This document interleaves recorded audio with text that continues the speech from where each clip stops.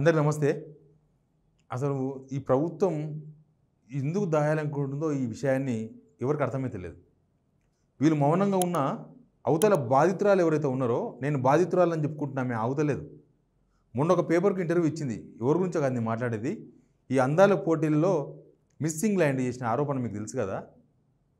చాలా మేము ఒక వేశ్యలాగా అనిపించింది నాకు. మా దగ్గర అన్నోన్ పర్సన్స్, డబ్బులున్న మొగోళ్ళని మా దగ్గర కూర్చోబెట్టినరు. వాళ్ళు ఏదో మాట్లాడినరు, ఏదో గోకిర్రు, అన్నీ అయిపోయినాయి. ఆ గోకినల్ల పేర్లు నేను ప్రస్తావించదలుచుకోలే, కానీ సీఎం రేవంత్ రెడ్డికి సన్నిహితులు అనేది కూడా బయటకు వచ్చింది.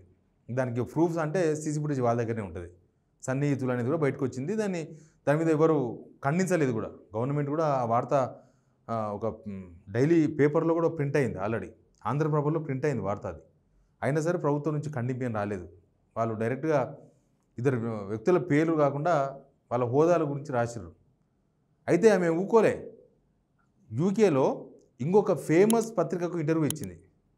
దానిలో ఇంకా కొంచెం వివరంగా మొన్న చెప్పిందేమో, నేను డబ్బున్న మగవాళ్ళ దగ్గర మమ్మల్ని కూర్చోబెట్టినరు, ఆ డబ్బున్న మగవాళ్ళ దగ్గర మిస్బిహేవ్ చేసినారు వాళ్ళు మమ్మల్ని, మేమేదో వేశ్యల్లాగా వాళ్ళు పరిగణించినట్టుగా ఆమె మాట్లాడింది. ఈ ఇంటర్వ్యూలో ఇంకా కొంచెం డీప్గా మాట్లాడింది. మన ఇండియా ఇజ్జత్, మన హైదరాబాద్ పరువు వీళ్ళు తూకం లెక్కన అమ్మేస్తున్నారు, తూకం లెక్కన పోగొడుతున్నారు. అసలు ఆమె ఆరోపణ చేస్తే ఒకటి ఆలోచించాలి.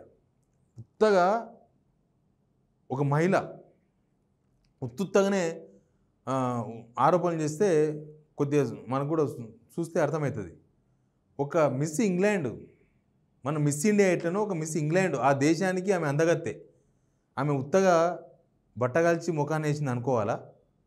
ఆమె అంత పెద్ద ఆమె ఆరోపణ చేస్తే దాని మీద విచారణ చేపట్టాల్సిన ప్రభుత్వం విచారణ చేయకుండా ఏదో ముగ్గురు ఆఫీసర్స్తో విచారణ జరిపించి సీసీటీవీ ఫుటేజ్ బయట పెట్టకుండా, సీఎం రేవంత్ రెడ్డి సన్నిహితులే ఆమె పక్కన కూర్చున్నారు అని సీసీ ఫుటేజ్లో ఉంది అని చెప్పిన తర్వాత అసలు రెస్పాన్స్ లేదు. ఈ వార్త మీద మాట్లాడదాం. మీరు చూస్తున్నది సిగ్నల్ టీవీ డిజిటల్, ఇది కూడా మనదే గ్రూపు. దీన్ని కూడా సబ్స్క్రైబ్ చేసుకోండి. చర్చలకు పోదాం డైరెక్ట్గా. ద గార్డియన్ అనేది చాలా ఫేమస్ పేపర్, ఇప్పటిది కాదు, దానికి 100 సంవత్సరాల హిస్టరీ ఉంది పేపర్. యూకేలో అప్పట్లో ఎప్పుడో ఎస్టాబ్లిష్ చేసిండ్రు. ఆమె ఇచ్చిన ఇంటర్వ్యూ ఇది. ఇంకో ఈమెనే, ఆమె మిల్లా మ్యాగీ. ఆమె ఏమన్నదంటే చాలా ఓపెన్గా మాట్లాడేసింది. అసలు ఇది చూస్తే ఎందుకు మాట్లాడతారు అంత ఈజీగా, అంత ఓపెన్గా మాట్లాడతారా? ఆమె క్యారెక్టర్ అయితే పోగొట్టుకోరు కదా. ఆమె ఒక దేశానికి అందగత్తే. ఇది చాలా ఇంపార్టెంట్ పాయింట్. చూడండి, ఇక్కడ చూద్దాం. Instead Maggie claimed she found she and the other contestants were there more to look pretty and to entertain guests. మేము ప్రెట్టిగా అంటే చిన్న చిన్న పొట్టి డ్రెస్సులు వేసుకొని అక్కడికి వచ్చిన నువ్వు ఎంటర్టైన్ చేయాలి. With only limited opportunity given to promote there causes. అసలు దేనికోసం అందాల పోటీలు పెట్టినరో దాన్ని ప్రమోట్ చేసే అవకాశం రాలేదు. దానికి లిమిటెడ్ టైం పెట్టినరు. ఇట్లాంటి ఎంటర్టైన్మెంట్కి మాత్రమే మొత్తం వాడుకున్నారు. In one instance she alleged a man, ఇది చాలా important, a man she could not identify walked up to her and said. ఎవరో ఒక గుర్తు తెలియని ఒక మగ వ్యక్తి తన దగ్గరకు వచ్చి, next time I am in London or England hook me up leaving her feeling uncomfortable. నెక్స్ట్ టైం నేను లండన్ లేదా ఇంగ్లాండ్కి వచ్చినప్పుడు మనం ఒంటరిగా కలుద్దాం. దాని అర్థం అదే. ఇంగ్లాండ్ హుక్ మీ అప్ అంటే ఒంటరిగా కలుద్దాం, మన భావాలు షేర్ చేసుకుందాం, ఆల్మోస్ట్ డేటింగ్ అని అర్థం. దానికి చాలా అర్థాలు ఉన్నాయి. ఈ కాంటెక్స్ట్లో చూస్తే మనం ఒంటరిగా కలుద్దాం, డేటింగ్ చేద్దాం, ఇంగ్లాండ్ అక్కడికి వచ్చినప్పుడు మనం ఒంటరిగా కలుద్దామని అన్నారంట. మరి దీనికి ఇప్పుడు ఆమె అన్ని పెద్ద పెద్ద మాటలు మాట్లాడుతున్నది. కనీసం అవి నిజమో కాదో అని తేల్చాలి కదా. ఈ అందాల పోటీలు ఆమె అక్కడ కంప్లైంట్ చేసింది అగ్రిమెంటు విషయం, ఈమె చేసిన ఆరోపణల మీద కాదు. ఆమె లండన్లో కంప్లైంట్ పెట్టింది. ఈ సంస్థకు సంబంధించిన ఓనర్ ఏమని, మాకు అగ్రిమెంట్ ఉండే ఆమె మధ్యలోనే వెళ్ళిపోయింది, మా అగ్రిమెంటు వైడ్ చేసి అని కంప్లైంట్ ఇచ్చింది. కానీ ఈమె చేస్తున్న ఆరోపణలు వేరు కదా. దీనిలో ఈ మిస్ ఇండియా పోటీలు నిర్వహిస్తున్న సంస్థకు ఏమీ పోదు. వాళ్ళకు పైసమే పరమాత్మ. వాళ్ళు డబ్బులు స్పాన్సర్స్ తెచ్చుకుంటారు, వాళ్ళ వీళ్ళని ఒప్పిస్తారు, వాళ్ళని డబ్బులు పెడతారు, పెట్టిరు కదా, 27 కోట్లు వాళ్ళని పెట్టిండ్రు. మన గవర్నమెంట్ కూడా 27 కోట్లు పెట్టిండ్రు. ఇప్పటికీ ఇంకా మొత్తం ఖర్చు వెళ్ళలేదు. ఎంత ఖర్చు అయినా ప్రభుత్వం భరిస్తుంది. 27 కోట్లు మాత్రమే, ఓన్లీ నిర్వహణకే 27 కోట్లు ప్లస్ వీళ్ళిచ్చే 27 కోట్లు. ఇంకా మిగతా అడ్వర్టైజ్మెంట్స్, తర్వాత వచ్చిన అతిథులకు హోటళ్ళు ఖర్చులు, వాళ్ళకి ఏమేమి ఇచ్చిండ్రో గిఫ్టులు, అవి ఇవి మొత్తం కూడా గవర్నమెంట్ భరిస్తుంది. అందుకే లెక్కలు తర్వాత వస్తాయి అవి. వాళ్ళ డబ్బులు స్పాన్సర్స్ ఒకటేసారి ఒక 100 కోట్ల ట్రాన్స్ఫర్ స్పాన్సర్స్ వాళ్ళు తెచ్చుకుంటారు, 27 కోట్లు ఖర్చు పెడతారు. మన ప్రభుత్వం స్పాన్సర్స్ కూడా తెచ్చుకోలేకపోయింది. ఆ డబ్బుల కోసమే మొత్తం జరిగింది చవముల్లా ప్యాలెస్లో. ఆ ప్యాలెస్లో ఏం జరిగిందో ఆమె చెప్తుంది. ఇక్కడ జయేష్ రంజన్ గారేమో అంతా నిమ్మలం, అంతా బాగుందని చెప్తారు. మిగతా వాళ్ళు ఎందుకు మాట్లాడతలేరు అనేది కూడా ఇక్కడ ఒక పాయింటే. ఒకరే కాదు కదా, ఈ ఒకతే కాదు, ఇంకా చాలామంది ఉన్నారు. మరి వాళ్ళకు ఇట్లాంటి అనుభవం ఎదురైనా బయటికి చెప్తలేరా, లేకపోతే ఈ అందాల పోటీలో ఇవన్నీ కామనా?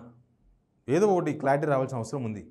మరి అట్లాంటి కామనే అయితే అట్లాంటి పోటీలు మన దగ్గర ఎందుకు నిర్వహించినట్లు? అట్లాంటి పోటీలు ఇప్పుడు అందరూ ఏమని విమర్శలు చేస్తున్నారు ప్రభుత్వం మీద? అందాల పోటీలే నిర్వహించలేకపోయారు, మీరు ఒలింపిక్ నిర్వహిస్తారా అని రేవంత్ రెడ్డిని విమర్శిస్తున్నారు. ఇంకో పక్క ఆరోపణలేమో Revanth Reddy left hand right hand వాళ్ళే ఆడపోయి గోకిర్రు అనే అదొక పెద్ద సబ్జెక్టు. ఈమె చేస్తున్న ఆరోపణలు కూడా దానికి బలం చేకూర్చే విధంగానే ఉన్నాయి కదా. Next time London or England వచ్చినప్పుడు మనం ఒంటరిగా కలుద్దాం, డేటింగ్ చేద్దాం. ఒక దేశ అందగత్తితోన ఇక్కడ గోకిర్రంట. దీనికి ఎవడు సమాధానం చెప్పాలి? కేసులు పెడుతున్నారు మళ్ళీ. ఇంకా ఆ రేవంత్ రెడ్డి అనుచరుల పేర్లు బయట పెట్టిందని వాట్సాప్లో పోస్ట్ చేసిందని చెప్పి గౌతమ్ అని ఒక అతన్ని అరెస్ట్ చేసిండ్రు. గౌతమ్ ఎట్లా తెలుసుగా, ఈ మధ్య జరుగుతున్న అరెస్ట్ చేసిరు. పోలీస్ స్టేషన్ తెల్లవారుజామున ఏదో ఉగ్రవాదిని పట్టుకుపోయినారు. వాళ్ళ ఇంటి మీద పోయి ఒక 20 మంది పోలీసులు పోయి ఆయన తీసుకొని పోయారు. తెల్లవారుజాము 4 గంటలకు, సాయంత్రానికి అయిపోయింది, బెయిల్ వచ్చేసింది. అట్లే ఉంటాయి వీళ్ళ కేసులు అన్నీ, టూత్ పాలిష్ కేసులు అనమాట. అసలు దీనిలో అరెస్ట్ చేయాల్సింది ఎవరిని? ఆ సీసీటీవీ ఫుటేజ్లో ఉన్న వాళ్ళని అరెస్ట్ చేయాలి. పోలీసులు ఆ సీసీటీవీ ఫుటేజ్ ఎక్కడుందో చూసి పట్టుకొని వాళ్ళని అరెస్ట్ చేయాలి. అసలు ఇవి ఇన్ని ఆరోపణలు చేస్తుంది ఏందని. లేకపోతే కనీసం ఇక్కడ ప్రభుత్వం అన్నా ఇంటర్నేషనల్ కోర్టులో కేసు వేయాలి.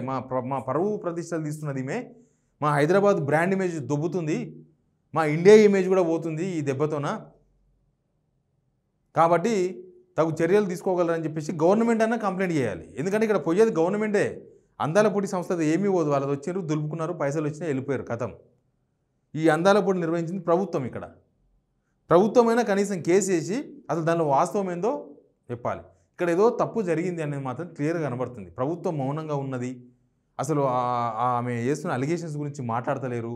కనీసం ఆమె చేసిన అలిగేషన్స్ మీద గవర్నమెంట్ నుంచి ఏమైనా స్పందన రాలేదు. ఈ రెండో ఆరోపణ చేసింది. అసలు ఎవరు ఆయన? లండన్కి వస్తా మన డేటింగ్ చేద్దామన్న మొగాయన ఎవరు? ఆ పోటుగాన్ని అయితే కనీసం పట్టుకోవాలి కదా.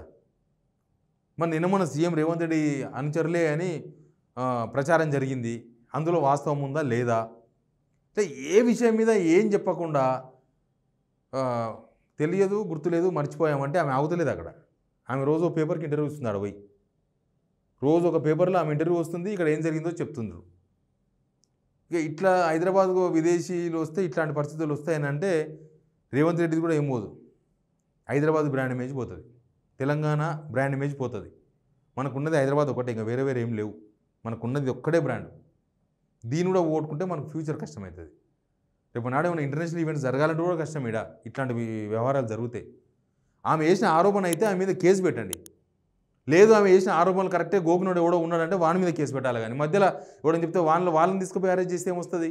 అంటే నోరు మోపిద్దామని. ఎవరు మాట్లాడొద్దు, జరిగింది జరిగిపోయింది, జరిగిపోలే. ఆమె ఆడుతుంది, సినిమా చూపిస్తుంది ఆడ మీకు. ఆమె రోజు ఆరోపణలు చేస్తుంది.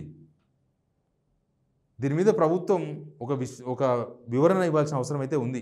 జయేష్ రంజన్ ఇస్తాడో, ఇంకెవరిని ఇస్తారో కానీ ఇది చాలా బలమైన ఆరోపణ. లేక ఒక్కటి లోకాయ పుడితే లోకాయకం లొట్టబోయినట్టు వీళ్ళు ఒక్క ఈవెంట్ చేసిండ్రయా, అందాల పోటీలు. దానివల్ల లాభం ఏమో చెప్పకుండా జనం డబ్బులు ఖర్చు పెట్టి చేసిర్రు. చూస్తే అదిగో లొట్టబోయింది. దాని తర్వాత ఇన్ని విమర్శల పాలు కావాల్సి వచ్చింది ప్రభుత్వం. కానీ విచారణ మాత్రం ఆ ముగ్గురు ఆఫీసర్లు సీక్రెట్ విచారణ. సీక్రెట్ ఏముంది దీనిలో? అదేమన్నా పర్సనల్ వ్యవహారమా?